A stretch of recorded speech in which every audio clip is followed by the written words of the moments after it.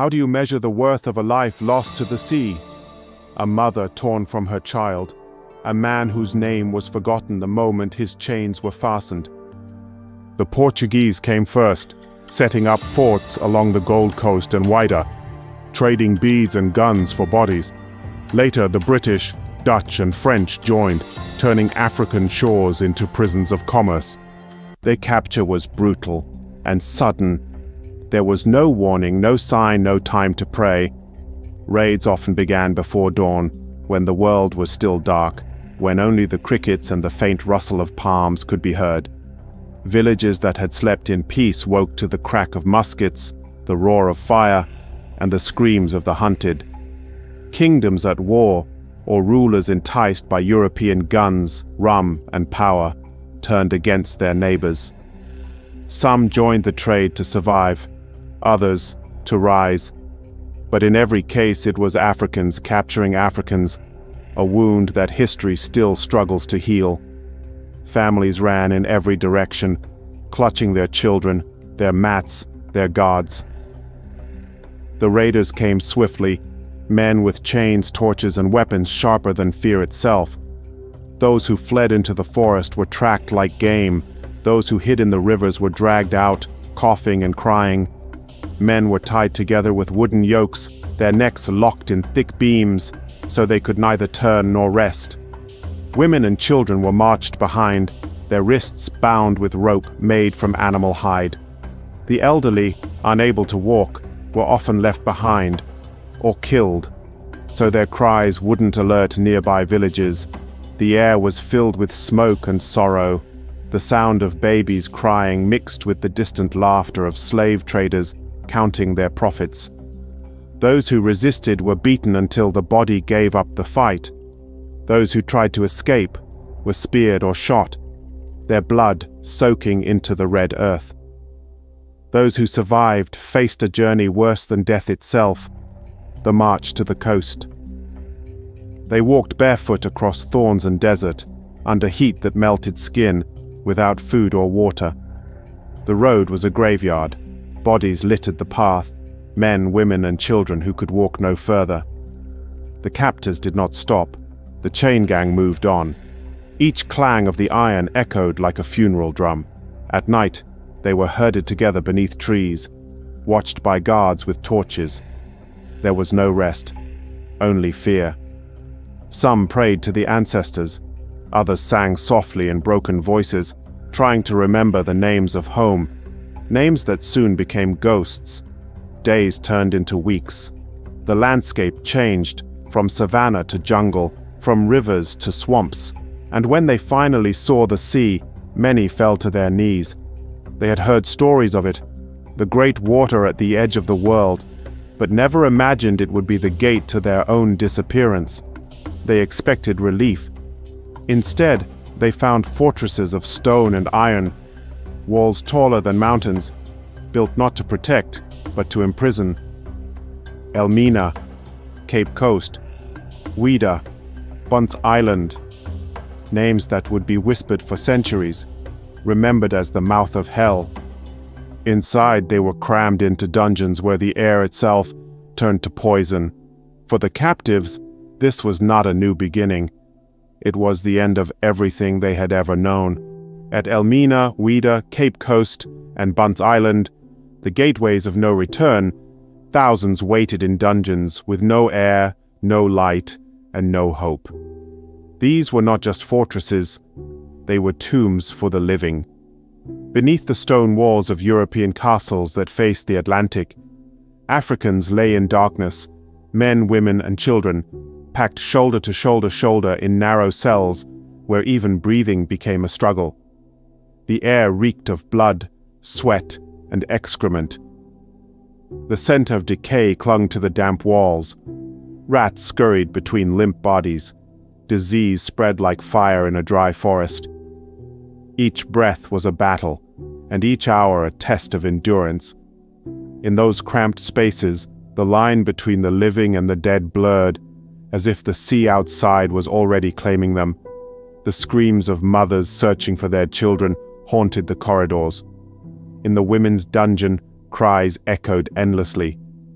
Mothers called out names that no one answered. Infants, silenced by hunger or fear, lay lifeless in their arms. Through tiny holes in the stone, barely wide enough for a sliver of light, they could hear drums and footsteps above, where traders and soldiers went about their day. Below, in the darkness, humanity wept unseen.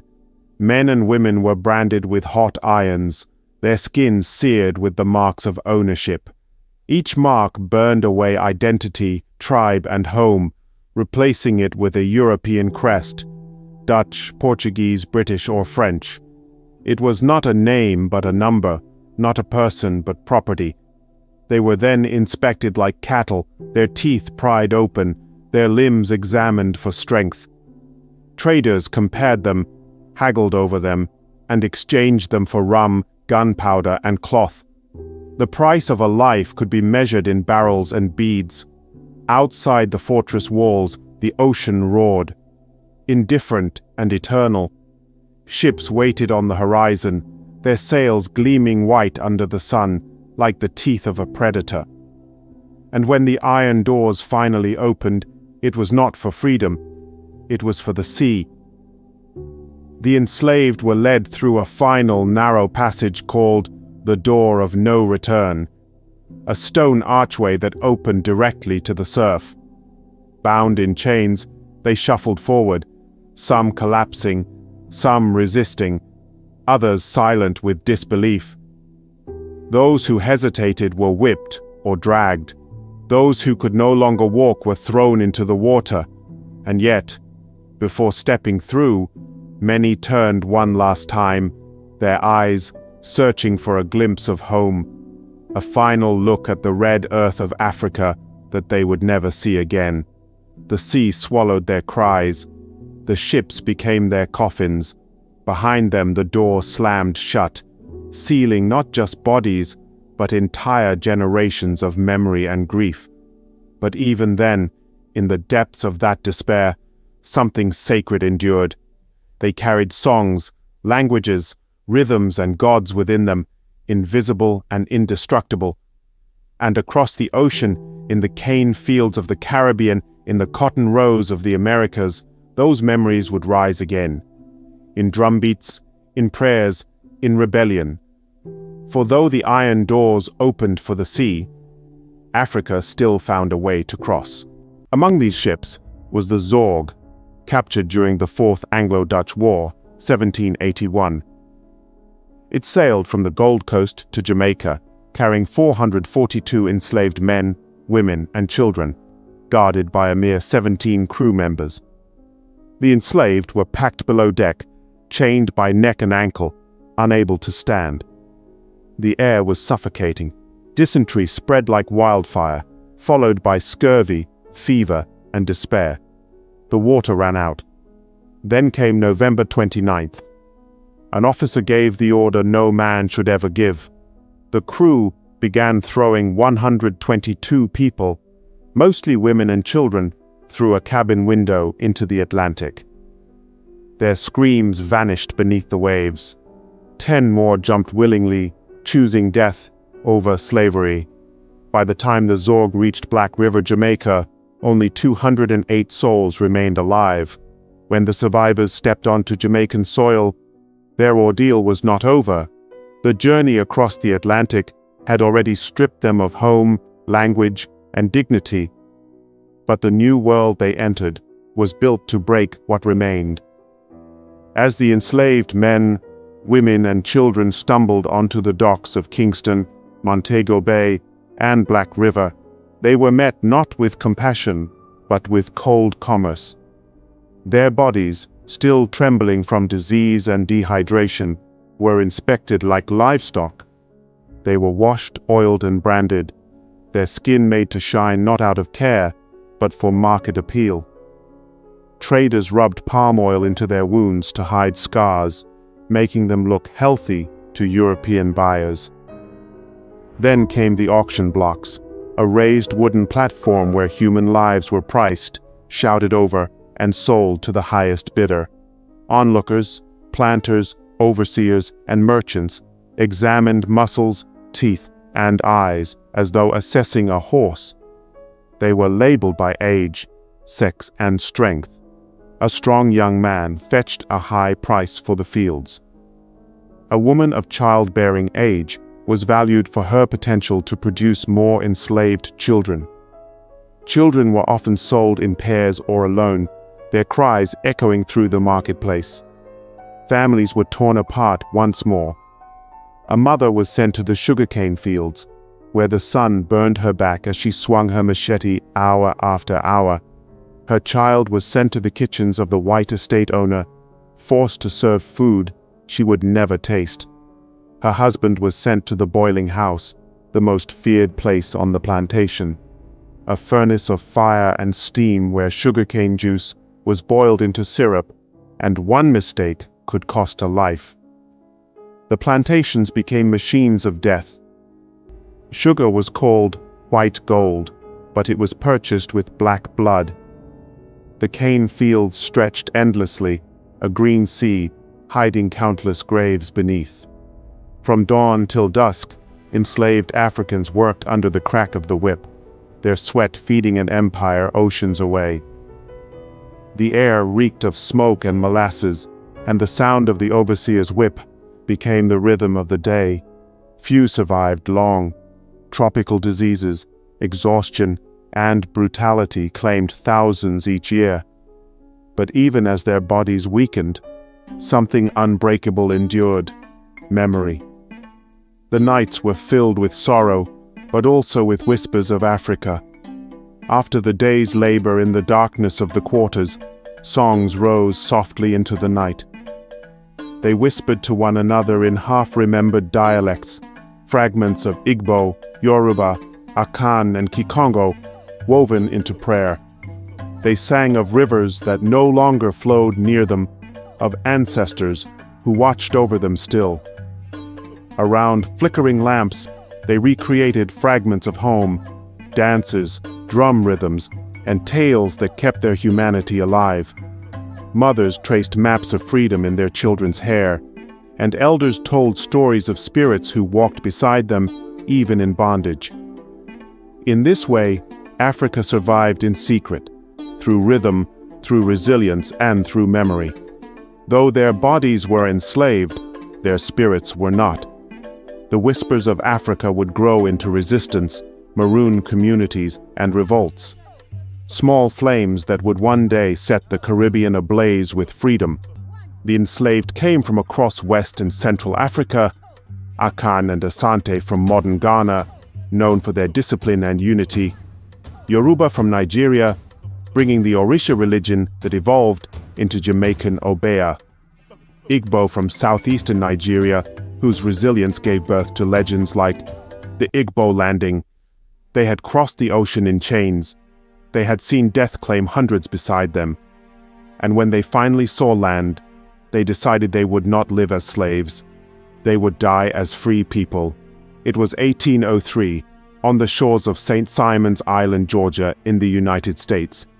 A ship called the Wanderer, or in some accounts the York, had just arrived from the Bight of Biafra, a major slave port along the southeastern coast of what is now Nigeria.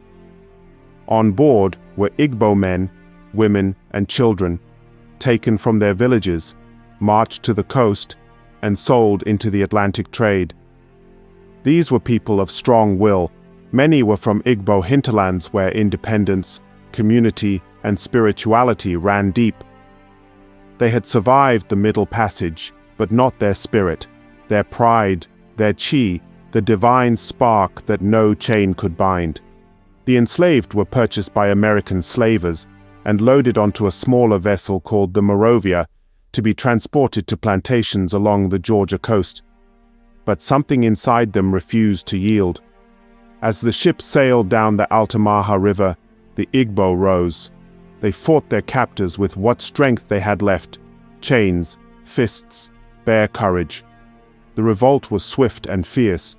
Some accounts say they overpowered the captain and crew, driving them overboard. The ship, unmanned, drifted into the marshes of St. Simon's Island, Igbo Landing, as it came to be known. When the ship ran aground, the Igbos stepped ashore. They saw before them a strange land, foreign trees, foreign air, the scent of salt and moss. Freedom was behind them, slavery before them. And so, together, they made a choice. Chained hand to hand, the group, estimated between 75 to 100 people, began to walk calmly into the sea, singing in their mother tongue, "The water spirit, bring us home. The water spirit, take us to our ancestors." They walked deeper until the water reached their necks, then their mouths. Until silence fell, except for the waves. To the Igbo, death was not the end. It was a passage. Their faith in Chi and the ancestral world taught them that the spirit returns home. They believed that in death, their souls would rise from the Atlantic, cross the waters, and return to Ala Igbo, their homeland, their sacred earth. This act became a living prayer, a spiritual rebellion. To the enslaved who heard the story, it was proof that freedom could not be killed, that one spirit was stronger than chains.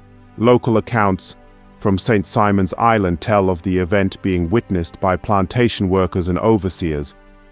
One enslaved African who survived, known as Roswell King, later described seeing the Igbo march into the marsh, singing and chanting until they were seen no more.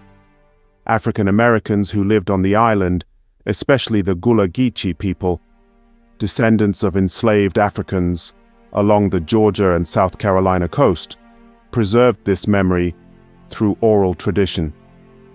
Though many died that day, the spirit of Igbo Landing lived on. It became a powerful symbol of resistance and dignity throughout African diasporic history. The tale influenced generations, reappearing in songs, sermons, and stories. In Gullah spirituals, where Igbo became a code word for freedom. In African American folklore, where the Igbos were said to have flown back to Africa, transforming the tragedy into triumph. In Toni Morrison's novel Song of Solomon and Julie Dash's film Daughters of the Dust, the myth of flight is a recurring symbol of the soul's refusal to be bound. Even today, at Ebenezer Creek and St. Simon's Island, locals refer to the area as Igbo Landing or Igbo Landing, a sacred site where the air still carries the memory of defiance. Visitors often say the place feels heavy, as if the spirits still linger, guarding the waters that once swallowed their bodies but could never claim their souls. The Igbo Landing stands not as a tragedy, but as a monument to human will. Their choice was not surrender, it was sovereignty. They refused to live as property, choosing instead to return to their ancestors as free souls. Congo and Mbundu from Angola, skilled in agriculture and ironwork. Together, they created something powerful, a new identity, the African Jamaican spirit, woven from many roots. Enslaved Africans never accepted bondage. They poisoned overseers, escaped into the mountains, and formed maroon communities, free African settlements in the hills of Jamaica. The Maroons, led by heroes like Queen Nanny, fought British soldiers and won autonomy through fierce resistance. Songs carried secret codes, drums were used to communicate across miles. Every act of survival, a hidden prayer, a mother teaching her child an African word, was rebellion. Long before slavery, cornrows, or Cornrows, as they were also called in the Caribbean, were a sacred art form in Africa. Across West and Central Africa, hair was a language, a symbol of tribe, status, age, and even spiritual calling. Among the Yoruba, Akan, Mandinka, and Wolof, intricate braid patterns marked social identity. Some styles represented marital status or fertility. Others symbolized rank among warriors or nobility. When Africans were enslaved and transported across the Atlantic, their heads were often shaved, an act meant to strip them of identity and dignity. But soon the enslaved began to braid again, not just for beauty, but for survival. Hair became memory, it became map, it became message. In the brutal reality of plantation life, enslaved Africans were forbidden from reading, writing, or gathering in groups. So they turned to the oldest form of silent communication they had, symbols woven into hair. Cornrows evolved into geographic blueprints, subtle, brilliant maps that guided escape routes, meeting points, and safe zones for those seeking freedom. Each pattern, curve, and knot could mean something different. A curved braid might represent the winding course of a river or road. A row of small, tight braids could symbolize fields or paths to follow. A bandu knot, coiled tightly on the head, might represent a mountain or hiding place. Thicker braids indicated soldiers or danger, while the départé style, thick braids tied into rounded buns, signaled that the wearer was ready to depart, to escape. To the unknowing eye, it was simply hair. To the enslaved, it was a map to freedom. Within communities, skilled women, often the elders or mothers, became the cartographers of liberation. The process was both spiritual and practical. They gathered secretly in the dim light of cabins or under moonlit skies. Children would sit between their mothers' knees, and as fingers moved through the strands, plans were whispered. This line is the river. This curve is the bend near the old oak tree. Follow this path when the stars are above the water. In the braids of a single head, a complete route could be hidden, from the plantation to the forest, from the forest to the river, and from the river to the safe houses or maroon communities that dotted the wilderness. Cornrows were not just messages, they were containers of hope. Before an escape, women often braided seeds of okra, rice, and black-eyed peas into their hair, the crops of home. These were not random seeds, they were symbols of rebirth, of planting new life after freedom. Others hid tiny flecks of gold dust or precious beads, remnants of African trade jewelry passed down secretly through generations. If caught, these small treasures would go unnoticed. But for the free, they could mean the difference between starvation and survival. Each braid carried the future, a way to grow food, barter, or begin anew. Every strand was a vessel of life. These coded hairstyles were part of a larger underground resistance network that included spirituals, drum signals, and hidden languages. In South America and the Caribbean, enslaved Africans escaping into the mountains or jungles, known as maroons, used cornrow patterns to navigate paths through unfamiliar terrain. In Colombia, enslaved women used the style known as trenzas de cimarrones, literally, the braids of the escaped, to guide people toward freedom. In these regions, the cornrow was so sacred that only trusted women were allowed to braid escape maps. It was an act of secrecy, courage, and love, for the risk was immense. If discovered, they could be whipped, branded, or killed. And yet, they continued to braid. To the African worldview, hair was not just an adornment, it was a spiritual antenna, a connection between the body and the divine. By turning hair into a sacred map of liberation, enslaved Africans merged the physical with the spiritual, the personal with the collective, and the enslaved with the eternal. The act of braiding became a prayer. Each plait was an invocation. May this road lead to freedom. May these seeds grow in new soil. May our children never wear chains again. Today, the legacy of these coded cornrows survives in hairstyles proudly worn across the African diaspora, from Ghanaian braids to Fulani cornrows, box braids, and Bantu knots. Modern historians, anthropologists, and artists now recognize these as acts of resistance, not mere fashion. Museums and cultural centers in Colombia, Brazil, and the US South now display replicas of escaped cornrow maps as artifacts of survival and creativity. Every time a braid is woven today, it carries the whisper of that legacy, a reminder that freedom was once hidden in hair. Though they were chained, beaten, and silenced, they refused to disappear. Their descendants carried Africa in their voices, their rhythm, their food, and their spirituality. The drumbeat of Ghana became the heartbeat of Jamaica. The language of the Yoruba found echoes in patois, and their suffering gave birth to songs of freedom, reggae, mento, ska, each a cry of survival. The chains sank, but their spirit floated across the Atlantic, back to Africa, and into eternity. Every wave that touches the Caribbean shore carries a story of those who never made it and those who endured.